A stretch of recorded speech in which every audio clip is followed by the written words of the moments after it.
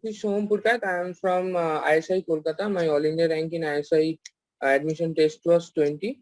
So today we will do the exercise of NCERT of the chapter integrals. So let's start exercise 7.1. तो पहला question हम लोग को क्या बोला है, sin 2x का जो है उसका एंटी डेरिवेटिव निकालने को हम लोग को बोला है। मतलब किसका डेरिवेटिव निकालने पे वो sin 2x आता है। डेरिवेटिव तो हम लोग सीख लिए थे, डेरिवेटिव का फॉर्मूला भी स्टैंडर्ड जो होता है वो उसको हम लोग को रिवाइज करना है। फिर हम लोग को देखना है कि कौन सा फंक्शन जो है उसका डेरिवेटिव अपना sin 2x आता है। तो पहले साइन किसका डेरिवेटिव करने पे आता है, cos 2x। तो हम लोग को ये पता है कि ddx of cos 2x is -2 sin 2x। तो ये तो हम लोग को पता ही है।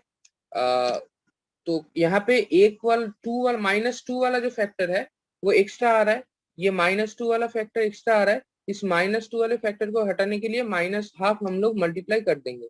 -12 मल्टीप्लाई करने पे अपना क्या आ जाएगा, नीचे -12 इंटू -2 sin 2x आ जाएगा, क्योंकि -12 बाहर आ जाएगा और ddx ऑफ cos 2x जो है यहाँ से अपना आ गया था -2 sin 2x। तो यहाँ पे sin 2x लाने के लिए ddx ऑफ -12 cos 2x लाना पड़ेगा। तो मतलब ये वाला जो फंक्शन है इसका डेरिवेटिव करने पे अपना sin 2x आ जा रहा है। तो anti derivative of sin 2x जो है वो अपना -cos 2x आ जा रहा है। ये था अपना पहला क्वेश्चन। नेक्स्ट क्वेश्चन पे आते हैं। नेक्स्ट क्वेश्चन पे क्या बोला है, cos 3x का एंटी डेरिवेटिव हम लोग को पूछा है। सिमिलरली cos किसके डेरिवेटिव करने पे cos आता है, sin के डेरिवेटिव करने पे cos आता है।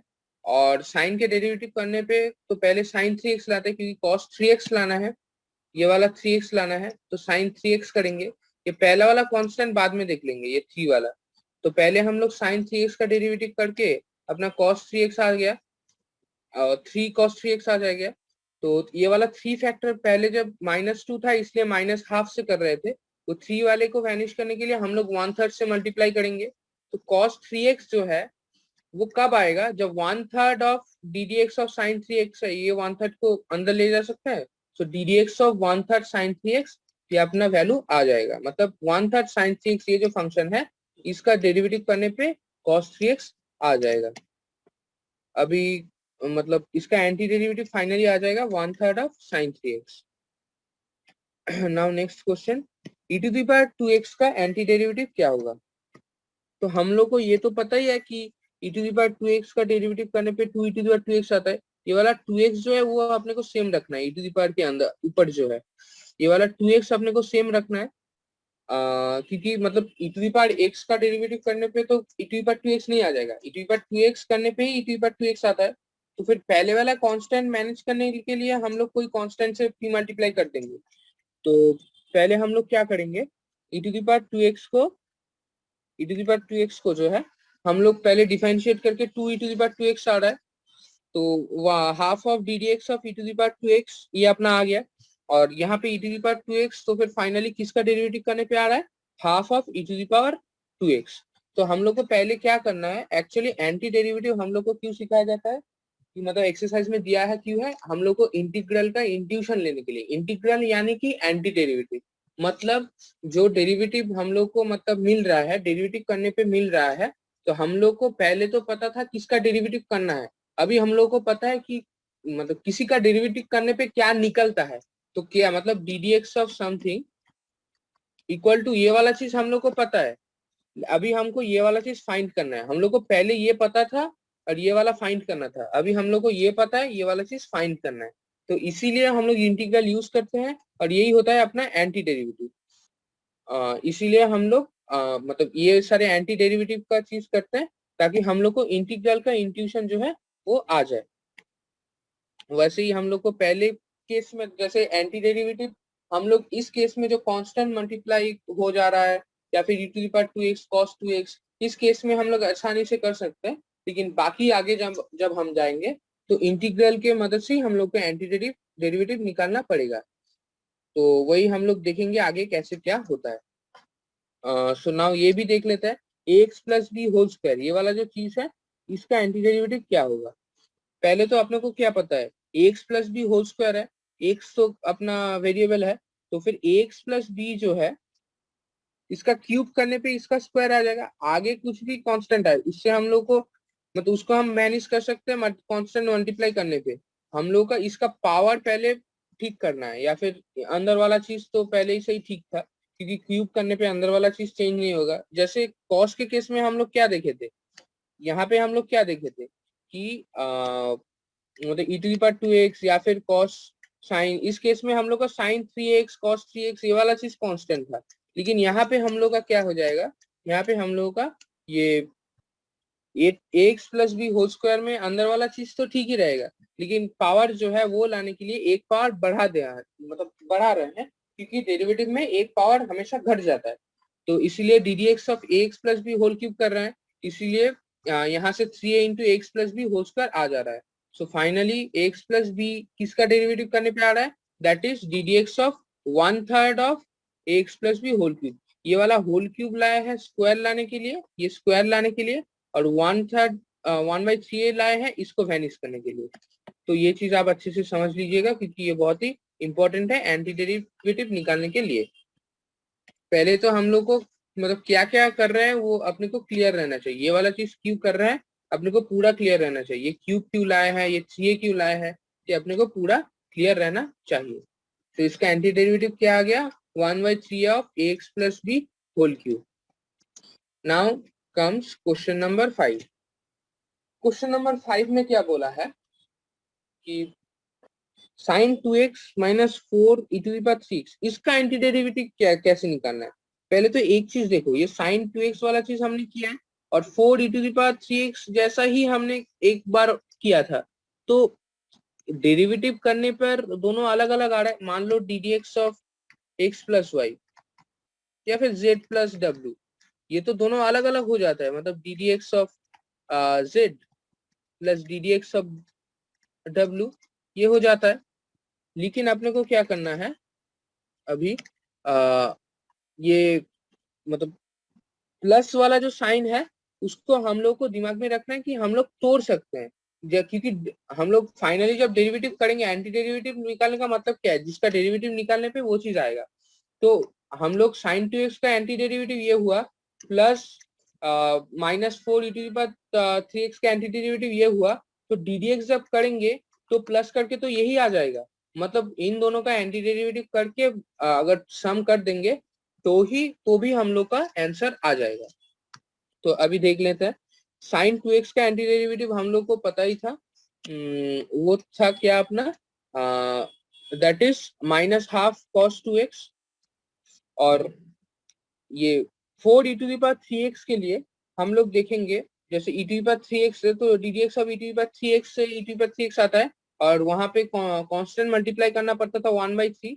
सो यहाँ पे -4 ई टू दी पावर 3x लाने के लिए किसका डेरिवेटिव करना पड़ेगा, ये -4/3 e to the power 3x, -4 E to the power 3x के लिए -4/3 e to the power 3x को डेरिवेटिव करना पड़ेगा।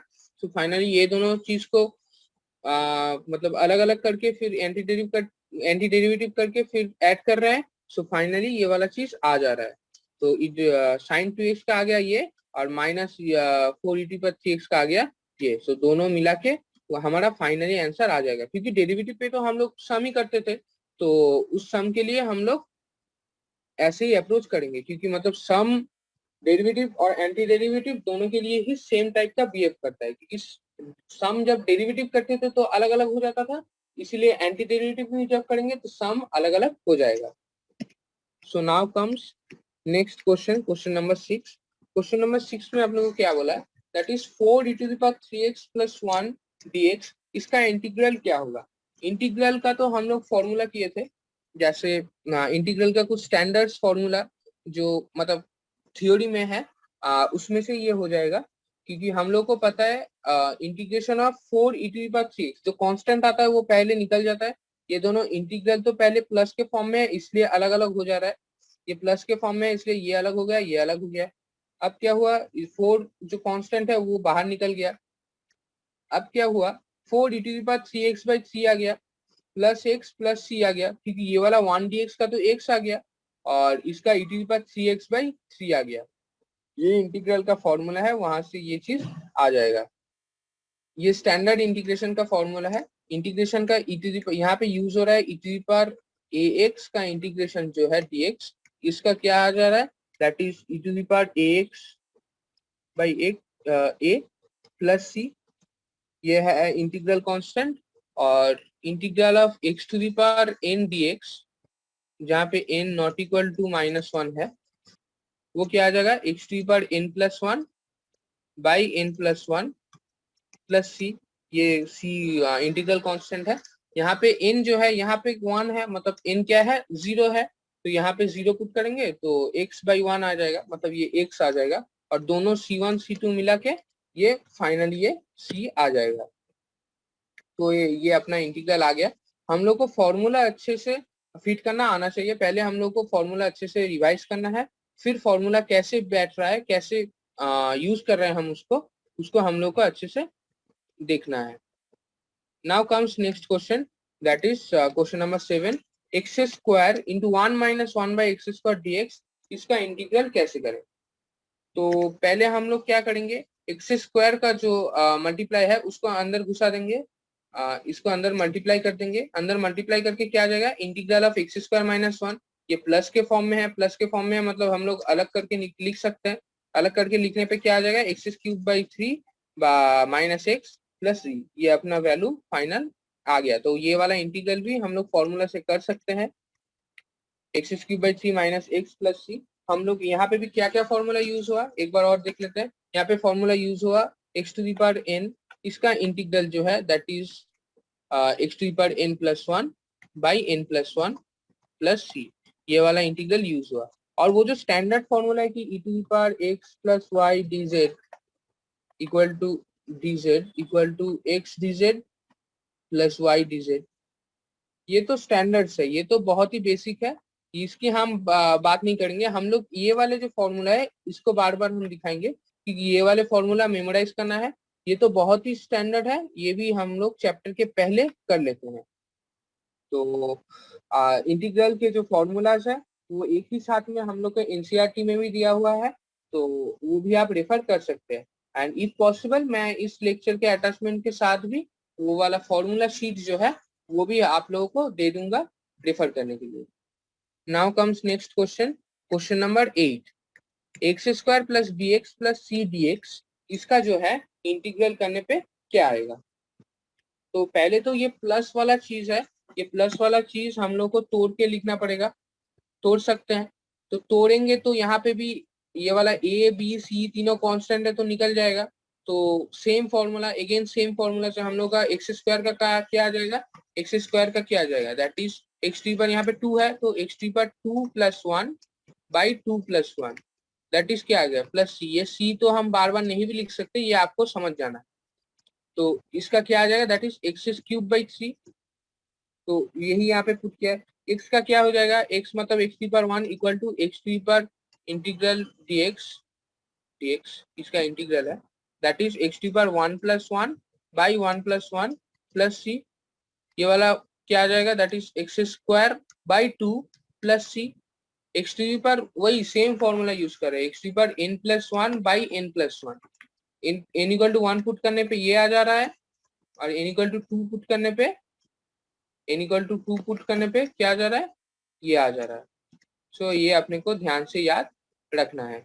तो अब तक हम लोग क्या देख रहे थे, x3 पर n का ही फॉर्मूला हम लोग अच्छे से देखे हैं, तो उसका यूज हम लोग अच्छे से देखे हैं। और प्लस और एक प्रॉपर्टी हम लोग बार बार यूज कर रहे हैं कि प्लस अगर रहेगा तो इंटीग्रल वो तोड़ सकते हैं प्लस फॉर्म में, मतलब integral of a plus b a plus d dx equals to integral of a dx plus integral of d dx, ये हम लोग लिख सकते हैं। ये प्रॉपर्टी हम लोग अच्छे से यूज कर रहे हैं, क्योंकि ये बहुत ही बेसिक प्रॉपर्टी है, फिर भी हम लोग मैं रिवाइज करवा रहा हूँ, क्योंकि ये मतलब ये बहुत ही यूज होता है और इसको आप लोगों को अच्छे से याद करना है। मतलब प्लस और माइनस के केस में ही सिर्फ ये होगा, ऐसा नहीं कि आप कुछ भी मतलब मल्टीप्लाई डिवीजन सब केस में ऐसा कर सकते हैं, वैसे केस में आप नहीं कर सकते, सिर्फ प्लस और माइनस के केस में कर सकते हैं।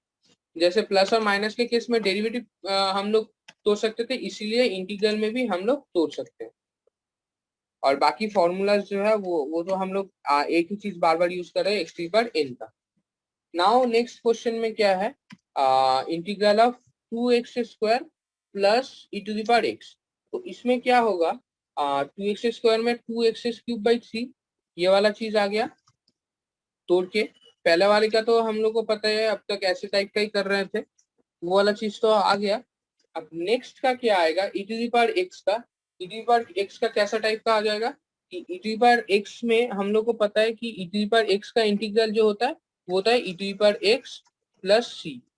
और जनरल लिखे तो ई टू दी पावर के एक्स का जो फॉर्मूला होता है that is E to the power के एक्स बाई के प्लस सी। तो ये वाला इंटीग्रल का फॉर्मूला होता है, ये dx होता है। ये हम लोग को अच्छे से याद रखना है, ई टू दी पावर के X by K plus C. So finally अपना ये वाला तो k इक्वल टू 1 है, तो यहाँ से ये आ गया, मतलब k इक्वल टू 1 पे ई टू दी पावर के एक्स, यहाँ पे k E to the power X by 1, मतलब E to the power X आ गया, E to the power X आ गया फॉर k इक्वल टू 1। तो फाइनली ये वाला चीज आ गया। और जो मतलब इंटीग्रल कांस्टेंट है इंडेफिनिट इंटीग्रल में वो देना मस्ट है। और जो दोनों क्वांटिटी का कांस्टेंट मिला के हम लोग एक यूनिवर्सल कांस्टेंट लिख सकते हैं, मतलब हर एक के लिए C1 C2 करने का जरूरत नहीं है, पूरे के लिए एक ही मतलब C ये जो है यहाँ पे जो C है वो हम लिख सकते हैं। Now comes next question. मतलब ये तो हम लोग पहला क्वेश्चन पहले क्लियर ही हो गया कि पहले तोड़े हैं, फिर एक्स टी पावर एन वाला फॉर्मूला यूज किया है, फिर ई टी पावर एक्स वाला फॉर्मूला यूज किया है। नाउ कम्स नेक्स्ट क्वेश्चन, एक क्वेश्चन नंबर 10। क्वेश्चन नंबर 10 में क्या बोला है, root X minus 1/√x whole square. पहले देखते हैं इसको अप्रोच कैसे कर सकते हैं। ये वाला जो चीज है इसको तो हम लोग डायरेक्ट इंटीग्रल तो हम लोग के दिमाग में नहीं आ रहा, तो पहले हम लोग क्या कर सकते हैं कि ये वाला हो, हम लोग को क्या पता है कि एक्स टी पर इनको तो हम लोग का अच्छे से पता है कि क्या होता है, एन इक्वल टू जो कुछ भी हो, एक्स एन इक्वल टू -1 के लिए 1/x dx होता है, that is log x log e base x। और बाकी सब के लिए तो एक्स टी पर n+1/n+1 होता है, ये तो हम लोग को पता ही है। तो मतलब एक्स टी पर एन के फॉर्म में अगर हम लोग ला पाए तो हम लोग का काम हो गया। तो N equal to fraction minus कुछ भी हो सकता है, ऐसा नहीं कि पॉजिटिव इंटीजर ही होना पड़ेगा, फ्रैक्शन भी हो सकता है, नेगेटिव भी हो सकता है, तब भी एक्स टी पर n+1/n+1 ये वाला चीज वैलिड होगा। तो हम लोग क्या किए हैं, पहले पहले ये जो चीज है उसको हम लोग तोड़ दिए हैं, तोड़ के मतलब ये वाला होल स्क्वायर को तोड़ दिया है, तो वो क्या आ गया, x प्लस 1/x माइनस 2, ये प्लस वाले फॉर्म में आ गया। तो अभी हम लोग को लग रहा है कि कुछ कुछ हम कर सकते हैं, तो प्लस के लिए हम लोग सभी प्लस वाला चीज अलग से कर लेंगे। तो लास्ट वाला जो -2 है, -2 × 1 है, इसके लिए तो -2x आ जाएगा। 1/x dx ये वाला फॉर्मूला हम लोग किया है इंटीग्रल में, 1/x dx का होता है log x प्लस सी, ये वाला फॉर्मूला किया। और ये वाला तो हम लोग को पता है एक्स टी पर एन का, ये तो बहुत टाइम से यूज कर रहे हैं हम, तो ये वाला नया फॉर्मूला आप लोग देख सकते हैं। और बाकी बाकी तो सब कुछ सेम टाइप का है। यहाँ पे हम लोग का अप्रोच क्या हुआ कि पहले हम लोग अगर डायरेक्ट नहीं कर पा रहे हैं, जैसे x² प्लस bx प्लस सी में, जैसे देखिए ये वाला प्रॉब्लम जो था, ये x² प्लस bx प्लस सी, इसमें हम लोग डायरेक्ट देख पा रहे थे इसलिए डायरेक्ट तोड़ दिए। लेकिन यहाँ पे तो डायरेक्ट नहीं है, यहाँ पे हम लोग को होल स्क्वायर को पहले तोड़ना पड़ेगा, एक पॉलिनोमियल या फिर मतलब नेगेटिव पावर में भी हो सकता है, तो उस फॉर्म में हम लोग पहले लाएंगे, फिर हम लोग उसको इंटीग्रेट करेंगे। क्योंकि प्लस के फॉर्म में अगर एक्स टी पर एन का अलग अलग टर्म आ गया तो हम लोग उसको आसानी से इंटीग्रेट कर सकते हैं। तो हम लोग इंटीग्रेट जैसे हम लोग को पता है, जिस फॉर्मूला हम लोग को पता है उसी फॉर्म में हम अपने को लाना है, वही अपना मेन मोटिव जो है वो होना चाहिए। I hope this is clear. So next question पे जाते हैं, दैट इज क्वेश्चन नंबर 11। सो एक बहुत ही इंटरेस्टिंग क्वेश्चन है। पहले देखिए मैंने क्या बोला है, आप लोगों को पहले एक्सेस जो एक्स टी पर एन के फॉर्म में लाना है, मतलब हर एक टर्म, ये वाला टर्म, ये वाला टर्म, ये वाला टर्म प्लस करके पहले कांस्टेंट मल्टीप्लाई हो सकता है, उसमें कोई हमको दिक्कत नहीं है क्योंकि वो कांस्टेंट निकल आएगा। क्योंकि ये वाला भी फॉर्मूला होता है that C G of X dx, ये होता है integral of C G X dx। ये वाला सब बेसिक, जैसे प्लस के केस में हम लोग तोड़ सकते थे, वैसे कांस्टेंट के केस में भी हम लोग बाहर निकाल सकते हैं। तो ये वाला तो स्टैंडर्ड फॉर्मूला है वो एनसीईआरटी में आप लोग को मिल जाएगा, तो या फिर शीट में भी मैं जो जो जो इंक्लोज करूंगा उसमें भी आप लोग देख सकते हैं। तो ये वाला तो स्टैंडर्ड है, तो मतलब कांस्टेंट है, अपने को कोई दिक्कत नहीं है। वो एक्स टी पर एन वाला फॉर्मूला फॉर्म अपने को चाहिए।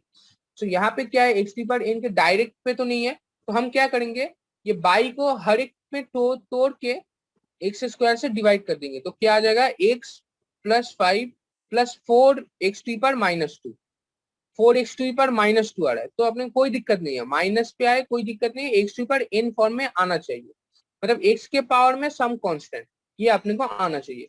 तो एक्स ये तो हो गया, ये भी हो गया, और ये भी उस फॉर्मूले के पे अपना आ जाएगा, दैट इज एक्स टी पर -2 का क्या आ जाएगा, देखो एक बार ध्यान से सोचो, that will be what, X to पर -2 प्लस 1 बाई -2 प्लस 1, तो ये क्या आ जाएगा, प्लस सी, ये क्या आ जाएगा, -1/x प्लस सी।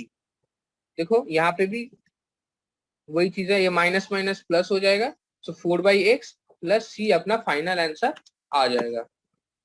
सो ऐसे टाइप के प्रॉब्लम्स में भी जहाँ पे डायरेक्ट मतलब एक्स टी पर एन फॉर्म्स में नहीं है, प्लस प्लस के फॉर्म में, जैसे X square plus B X पर सी, ये जो एक्स टी पर एन सारी चीज जो है वो प्लस करके दिया हुआ है, ऐसा अगर नहीं है तो फिर हम लोग को उस फॉर्म में लाना पड़ेगा, तो ये अपना मोटो होना चाहिए। Now comes question number 12। Question number 12 में अपन को क्या बोला है, that is x³ plus 3x plus 4/√x dx, इसका इंटीग्रल क्या होगा। तो यहाँ पे भी सेम है, पहले एक्स टी पर माइनस, यहाँ पे एक्स टी पर जो हाफ है नीचे, मतलब ऊपर एक्स टी पर माइनस अब मल्टीप्लाई होगा सबसे, मतलब ये एक्स टी पर हाफ सबसे डिवाइड कर देंगे, तो ये वाला चीज आ जाएगा, अपना तीनों टर्म आ जाएगा। फिर एक्स टी पर एन वाले फॉर्मूला से ये तीनों चीज भी आ जाएगा, वहां से अपना यहाँ पे जो है अपने को ध्यान से कैलकुलेशन करना है, ध्यान से, जैसे एक्स टी पर 7/2/7/2, ये वाला चीज कैसे आया, एक्स टी पर 5/2 dx, एक समझाऊंगा तो आपको समझ आएगा, that is x⁵ 5/2 plus 1 by 5/2 plus 1, 5/2 plus 1 क्या आ गया, x⁵ 7/2 बाई 7/2, तो ये अपना आ गया। तो वैसे ही x⁵ half, x⁵ minus half, सब केस में हम लोग देख सकते हैं, सेम टाइप का सेम फॉर्मूला यूज हो रहा है, जस्ट वैल्यू चेंज हो रहा है, मतलब n यहाँ पे 5/2 है, इस उसके बाद वाले में क्या है, हाफ है, और उसके बाद वाले में क्या है, माइनस हाफ है, 5/2 हाफ माइनस हाफ, इसी करस्पॉन्डिंग 7/2 3/2 और हाफ आ गया, सेम फॉर्मूला यूज हो रहा है, कोई दिक्कत की बात नहीं है। एक बार और अब अच्छे से देख लीजिए, दिक्कत नहीं होना चाहिए, सेम फॉर्मूला हम लोग बार बार यूज कर रहे हैं, same formula, that is x⁵n वाला जो फॉर्मूला है उसको ही हम लोग अच्छे से यूज कर रहे हैं, x⁵n+1/n+1 x⁵n dx, ये वाला फॉर्मूला ही हम लोग अच्छे से बार बार यूज कर रहे हैं। इस फॉर्म में अगर हम कुछ ला पाए तो अपना काम हो जा रहा है, तो हम लोग का मोटिव होना चाहिए, जो जो फॉर्म में हम लोग को इंटीग्रेशन पता है उस फॉर्म में अपने को लाना है, तो हम लोग का जो इंटीग्रल है वो अच्छे से हो जाएगा। Now comes question number 13। Question number 13 पे चलते हैं, ये अच्छी चीज है। क्वेश्चन नंबर 13 में क्या बोला है, that is x³ minus x² plus x-1, तो यहाँ पे तुम क्या बोलोगे कि, या फिर आप लोग क्या बोल सकते हैं कि ये x-1 है, तो इसको कैसे डिफरेंशिएट करेंगे। तो अभी के लिए हम क्या करेंगे कि देखेंगे कि ये वाला जो चीज है इसको x-1 से डिफरेंशिएट करने का कोशिश करेंगे, देखते हैं क्या होता है। तो x-1 से डिवाइड करेंगे, ये वाला चीज तो x1 ही आ जाएगा, ये वाला चीज तो 1 ही आ जाएगा, और इसको भी अगर इससे डिवाइड करेंगे तो ये वाला चीज x² आ जाएगा। तो आप एक चीज बोलोगे, अगर यहाँ पे एग्जैक्ट वो नहीं होता, यहाँ पे 2x-1 होता, 2x-1 अगर होता, तो वो वाला चीज भी हम लोग आगे करेंगे कि कैसे कैसे होता है।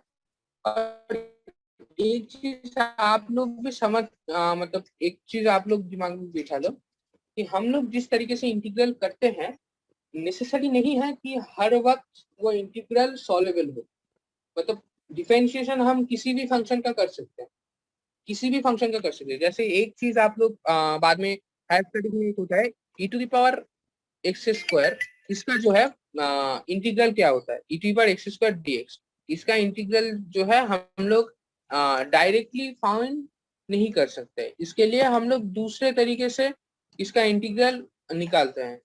तो ये जस्ट एग्जांपल इसलिए दिया क्योंकि हम लोग हर वक्त पूरा इंटीग्रल जो है वो निकाल नहीं सकते, हम लोग को मतलब कुछ एडवांस टेक्निक से भी निकाल सकते हैं, वो हम लोग का सिलेबस के बहुत बाहर है। आई एम जस्ट टेलिंग कि ऐसे दिमाग में हर वक्त मत लाना कि 2x, मतलब इस केस में 2x होगा तो भी हो जाएगा, वो हम लोग के वो सिलेबस में भी है कि कैसे हम लोग मतलब कैसे कर सकते हैं वो चेंज ऑफ, मतलब वो लास्ट में हम लोग जब जाएंगे तब तक हम सीख लेंगे उस टाइप कैसे कर सकते हैं।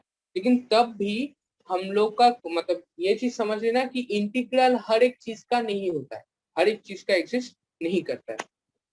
सो ये एक बहुत ही इंपॉर्टेंट बात था क्योंकि डिफरेंशिएशन हम किसी भी फंक्शन का रैंडम फंक्शन अपने हिसाब से बना के फिर उसका डिफरेंशिएशन कर सकते थे अपने प्रैक्टिस के लिए, लेकिन इंटीग्रल के केस में ऐसा नहीं होता है। अपने को ठीक से पहले वो इंटीग्रल, मतलब हो भी सकता है कि आप एक रैंडम फंक्शन ले लिया तो किसी के दिमाग में ये ई टी पावर एक्स स्क्वायर वाला एग्जाम्पल आ ही सकता था, वो उसको इंटीग्रल करने बैठ जाता तो हो नहीं पाता उससे।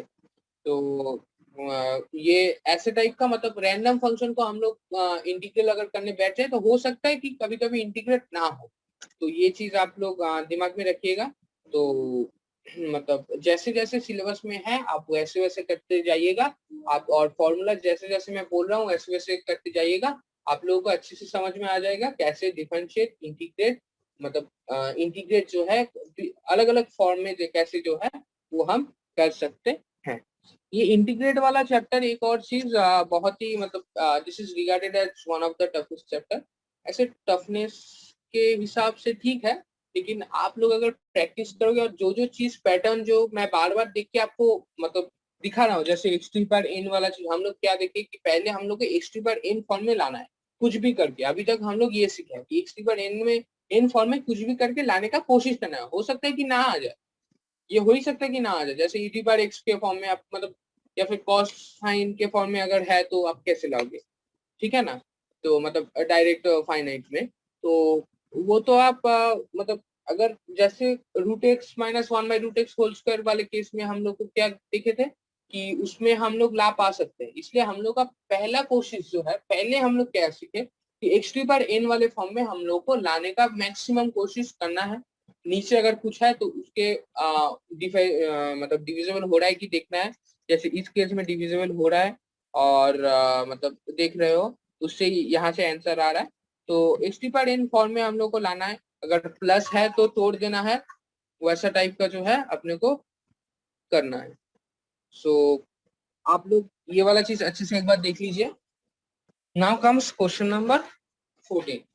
क्वेश्चन नंबर 14 में क्या बोला है, that is 1 minus X into root X. तो यहाँ पे भी डायरेक्ट नहीं दिया है, जैसे हम लोग को मल्टीप्लाई अगर करेंगे तो एक्स टू पावर एन वाले फॉर्म में हम लोग का आ जाएगा। तो एक्स टू पावर एन वाले फॉर्म में हम लोग का लाने के लिए पहले हम लोग मल्टीप्लाई किए हैं, मल्टीप्लाई करके root X into X to power 3/2 लाए हैं, तो वहां से X to power half X to power 3/2 एक आया, तो वहां से जो है हम लोग एक्स टू पावर, ध्यान से देखो, that is X to power half plus 1 by half plus 1, that is X to power 3/2 by 3/2।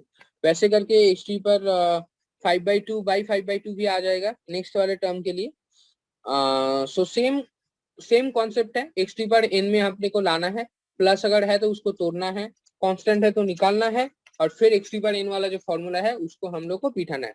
एकदम डरना नहीं है, पहले हम जितना हम लोग प्रैक्टिस करेंगे उतना हम लोग को आसानी से समझ में आएगा। पहले हम लोग क्या करेंगे, इंटीग्रल में फॉर्मूलाज तो अपने को पता है, फॉर्मूलाज में हम लोग बिठाएंगे एकदम अच्छे से, फॉर्मूलाज दिमाग में रखना है।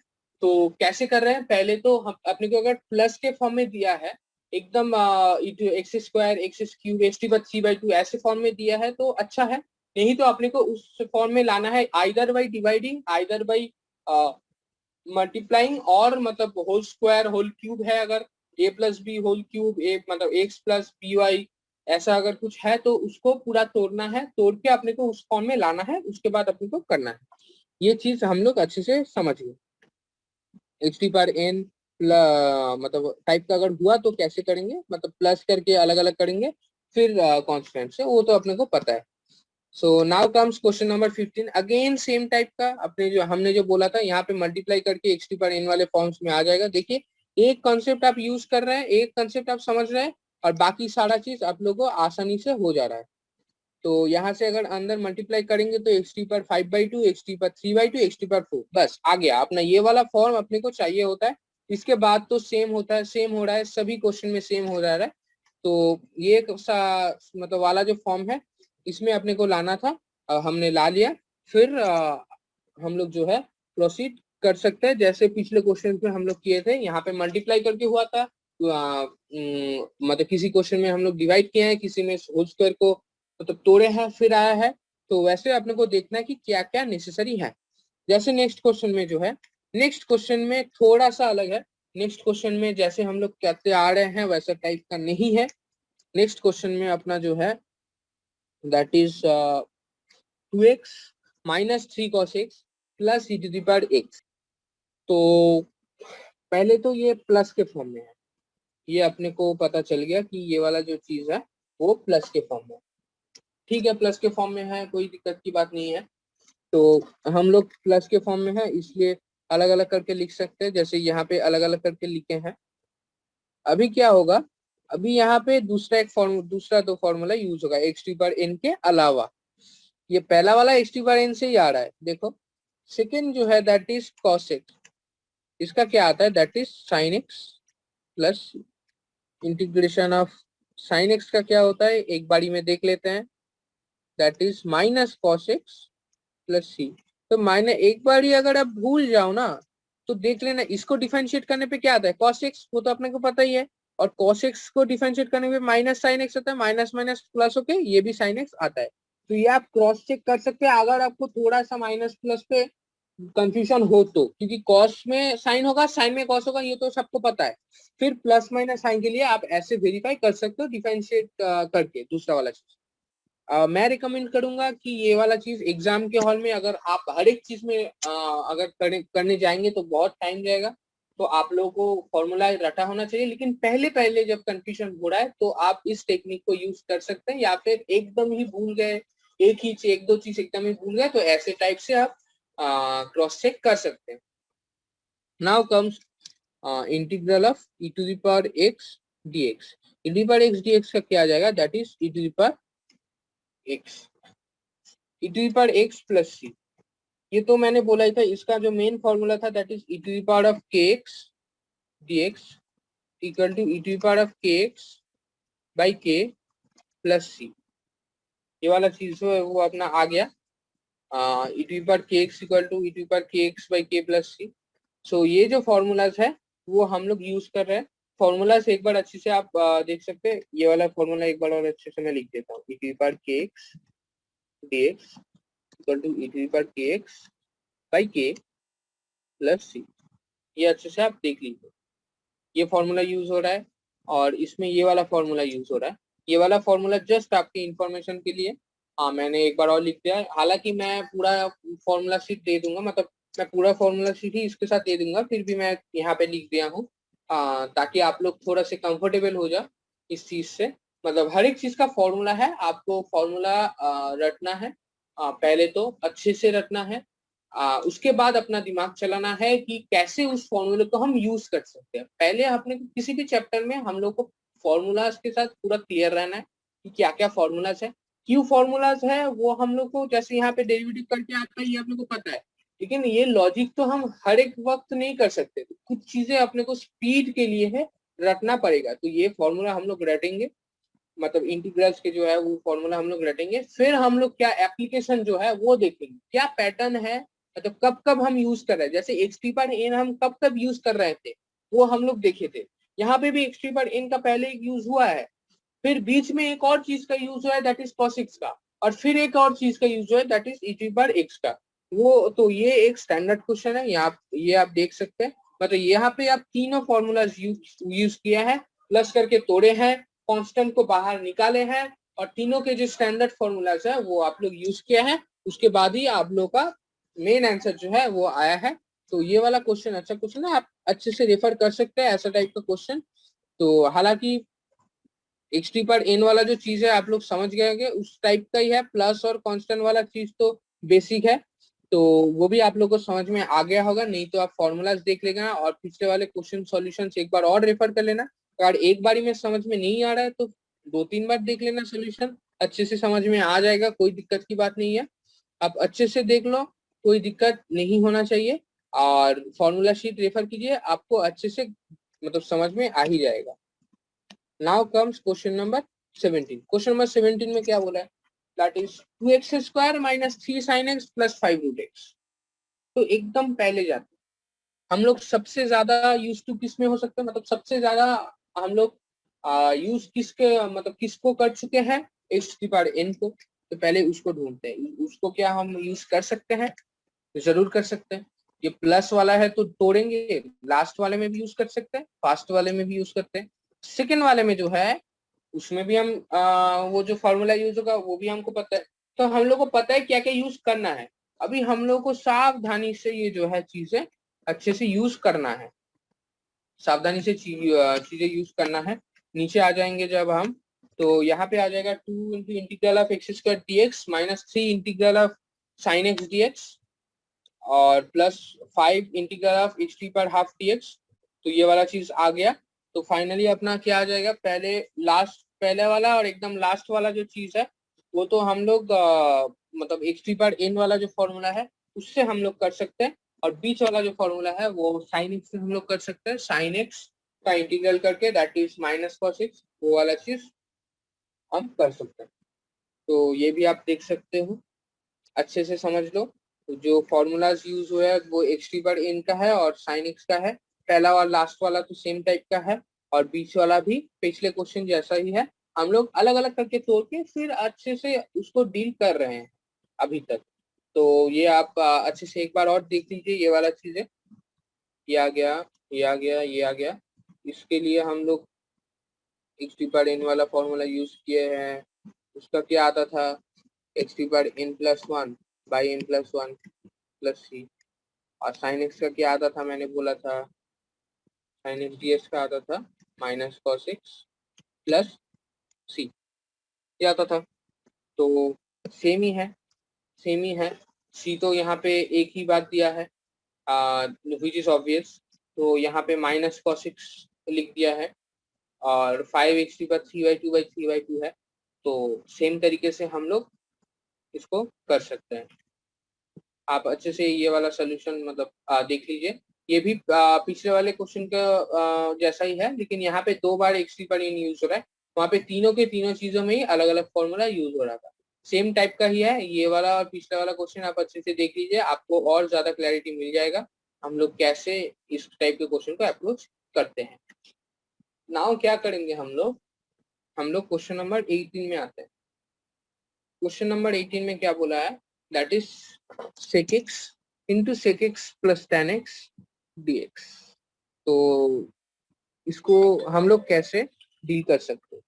पहली बात तो ट्रिगोनोमेट्रिक जो फॉर्मूला है, सभी फॉर्मूलाज हम लोग को अच्छे से रटना है।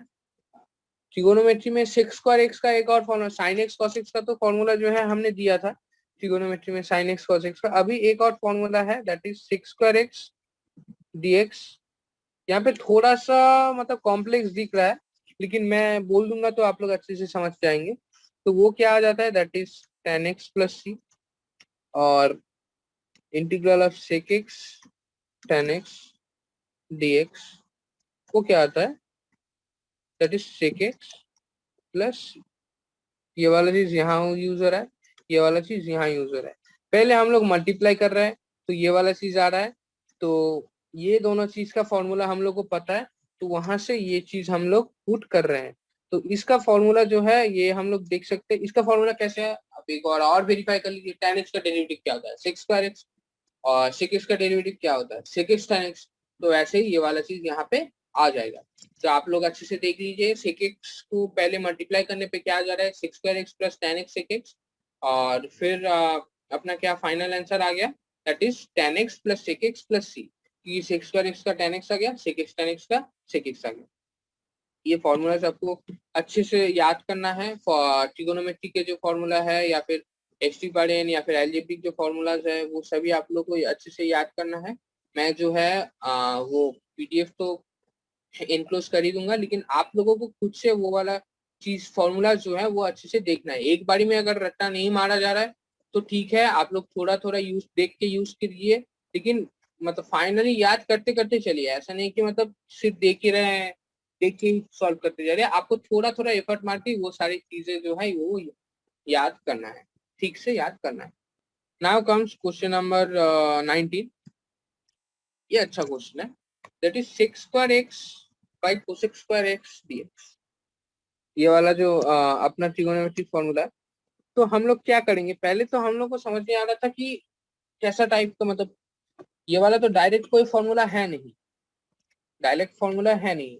और जिस केस में ये सारी चीजें होते हैं ट्रिगोनोमेट्री में, हम लोग क्या करते थे, सबको साइन कॉस्ट में तोड़ देते थे जब हम लोग को कंफ्यूजन होता था। यहाँ पे भी हम लोग सेम चीज करेंगे, साइन और कॉस्ट में तोड़ देंगे। तो यहाँ से क्या आ जाएगा, that is nothing but ten square x. Ten square x को हम कैसे क्या लिख सकते हैं, six square x minus one. और सिक्स स्क्वायर एक्स का अपना को पता है और वन को अपने को पता ही है। सिक्स स्क्वायर एक्स का टेन एक्स और वन का एक्स, तो दोनों मिला के टेन एक्स माइनस वन आ गया। देखिए नॉर्मल सी चीज है, पहले जो देख के लग रहा था ये एकदम सॉल्व नहीं होगा, क्या चीज है क्या चीज है, फाइनली वो टेन स्क्वायर एक्स आ गया। टेन स्क्वायर एक्स को आप सोचोगे टेन स्क्वायर एक्स का तो इंटीग्रेशन पता नहीं है, ऐसा कुछ फॉर्मूला देखा नहीं है, तो टेन स्क्वायर एक्स को ऐसे नहीं देख के आप देख सकते हैं that is ten square x is six square x minus one. यहाँ पे देखो, इससे पहले सिक्स स्क्वायर एक्स का फॉर्मूला सबको पता होगा, फिर इसको लाने के लिए ये वाला चीज जो है ये आपको दिमाग में लाना है कि कैसे हम लोग इसको, जिसको हम जो चीज हमको पता है उसके फॉर्म में ला सकते हैं। वही अपने को सीखना है बाय एग्जांपल्स, और खुद प्रैक्टिस करके वो अपने को लाना है। वो चीज ला गए तो हम लोग हर एक क्वेश्चन आसानी से सॉल्व कर सकते हैं। जैसे ये क्लासिक एग्जाम्पल है, टेन स्क्वायर एक्स को हम लोग six square x minus one करके, क्योंकि सिक्स स्क्वायर एक्स का तो अपने को पता ही है टेन एक्स, तो हम लोग को सिक्स स्क्वायर एक्स का पता है, इसलिए टेन स्क्वायर एक्स का भी इनडायरेक्टली पता है, क्योंकि सिक्स स्क्वायर एक्स के फॉर्म में हम लोग टेन एक्स का निकाल सकते हैं और वन का तो हम लोगों को पता ही है। तो ये वाला एग्जाम्पल आप एक बार और अच्छे से समझ लिए कैसे हम लोग क्या किए हैं। पहले टेन स्क्वायर एक्स निकाले हैं, टेन स्क्वायर एक्स को six square x minus one लिखे हैं, क्योंकि सिक्स स्क्वायर एक्स एक और माइनस वन मतलब वन का हम लोग को पता है। जैसे हम लोग सिक्स स्क्वायर एक्स के तो ten square x plus one में नहीं तोड़ेंगे, क्योंकि टेन स्क्वायर एक्स का तो हम लोग को पता नहीं है, सिक्स स्क्वायर एक्स का खुद का ही हम लोग को पता है, इसलिए हम लोग डायरेक्ट कर रहे थे। तो यहाँ पे टेन स्क्वायर एक्स को हम लोग को पता नहीं है, इसलिए हम लोग six square x minus one करके उसका इंटीग्रल निकाल रहे हैं। तो ये चीज भी अपने को अच्छे से समझना है। Now comes question number 20। Question number 20 में क्या बोला है, क्वेश्चन नंबर 20 में बोला है that is two minus three sine X by cos square X DX. इसका इंटीग्रल जो है वो क्या होगा। तो पहले पहले देख लेते हैं। पहले हम लोग का जो है ये तो डायरेक्ट कोई फॉर्मूला में नहीं आ रहा है, तो क्या कर सकते हैं। तो हम लोग को क्या पता है, सिक्स स्क्वायर एक्स का पता है, सेक एक्स टेन एक्स का पता है। सेक एक्स टेन एक्स का मतलब क्या होता है, sign X by cos square x, और सिक्स स्क्वायर का एक्स का मतलब one by cos square x. अब ध्यान से गौर करेंगे तो यही चीज है यहाँ पर, ये वाला पहला term one by cos square x और ये वाला सेकेंड टर्म। जस्ट अपने को ये वाला चीज फाइंड करना था कि डायरेक्ट फॉर्म में ये नहीं दिया है, जस्ट घुमा के दिया है। तो अच्छे से हम लोग को पता है कि सेक स्क्वायर एक्स और सेक एक्स टेन एक्स अपने को पता है, उसी फॉर्म में अपने को लाना है। वो अपने को पता है सेक्स एक्स मतलब सिक्स स्क्वायर एक्स के फॉर्म में लाना है, सेक एक्स टेन एक्स के फॉर्म में लाना है, क्योंकि उसी का फॉर्मूला अपने को पता है। उसके बाद तो फॉर्मूला अपने को पता ही नहीं है। तो उसी फॉर्म में लाने के लिए हम लोग जो है फर्स्ट ट्राई करेंगे। One by cos square x को जो है हम लोग सिक्स स्क्वायर एक्स में फॉर्म में तो ला ही सकते हैं, जैसे यहाँ पे ला दिया है, जो कि लाना भी चाहिए। टू सिक्स स्क्वायर एक्स ला दिया, फिर sign X by cos square x को टेन एक्स सेक एक्स के फॉर्म में ला दिया है। तो सेम चीज है, इसका तो हम लोग को पता है सेक एक्स होता है और इसका पता है टेन एक्स होता है। सिमिलरली यहाँ पे कांस्टेंट जो है यूजुअली बाहर निकल के आता है, वो तो स्टैंडर्ड एकदम फंडामेंटल रूल है।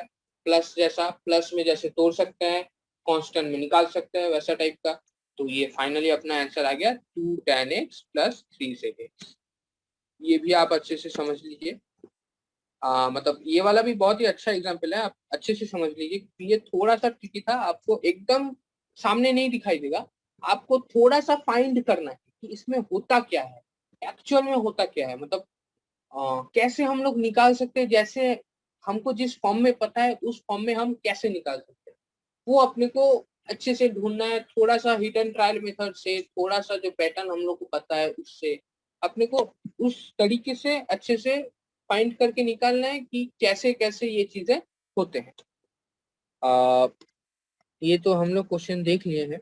Now comes anti derivative of root X plus one by root X. तो एकदम पहले क्वेश्चन में हम लोग क्या कर रहे थे, दैट इज पहले एकदम पहले तो हम लोग ये एंटी डेरिवेटिव ही कर रहे थे। तो एंटी डेरिवेटिव का मतलब क्या था कि जिसको डिफरेंशिएट करके वो वाला चीज आता था। तो एंटी डेरिवेटिव में पहले हम लोग क्या कर रहे थे, साइन टू एक्स का क्या कर रहे थे कि हम लोग को पता है साइन कब आता है, जब कॉस आता है, और कॉस का डेरिवेटिव करेंगे तो ये वाला चीज अनचेंज रहता है, इसलिए यहाँ पे भी कॉस टू एक्स रहना पड़ेगा, क्योंकि ये वाला अनचेंज होके फिर कॉस टू एक्स आएगा। फिर कांस्टेंट जो आता था उसको मतलब उसको वन करने के लिए वन बाई दैट कांस्टेंट कर देते थे। तो ये बहुत ही झंझट का काम था। तो यहाँ पे एक चीज आप देखोगे, एंटी डेरिवेटिव का मतलब तो अपना इंटीग्रेशन ही है ना, क्योंकि हम लोग इंटीग्रल का जो फॉर्मूला है वो डिफरेंशिएशन का पूरा उल्टा है। तो इसलिए एंटी डेरिवेटिव अपना इंटीग्रेशन ही है। तो इंटीग्रेशन पता है तो हम लोग ये वाला चीजें निकाल सकते हैं। तो मतलब बेसिकली हम लोग को घुमा के इसका इंटीग्रल ही निकालने के लिए बोला है, एंटी डेरिवेटिव मतलब इंटीग्रल। तो नीचे आते हैं हम लोग।